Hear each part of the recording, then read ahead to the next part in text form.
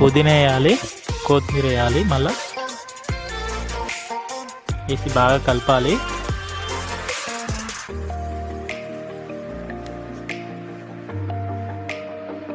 ఇప్పుడు ముందుగా మనం చికెన్ క్లీన్ చేసుకున్నది ఉంటుంది కదండి, అది అందులో వేసుకోవాలి. నేను 700 గ్రామ్స్ చికెన్ తీసుకున్నాను.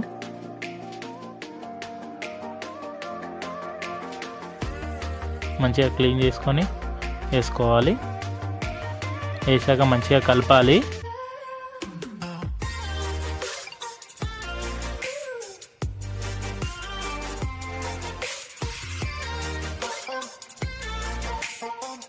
కొంచెంసేపు మూత పెట్టాలి పీస్ ఉడికే వరకు. ముందుగా మనం మిక్సీ జార్లోకి ఆనియన్స్ వేసుకున్నాం కదండి, అలా కొబ్బరి పొడి కూడా వేయాలి. మంచిగా మెత్తగా పట్టుకోవాలి. ఈ విధంగా రుబ్బుకోవాలి.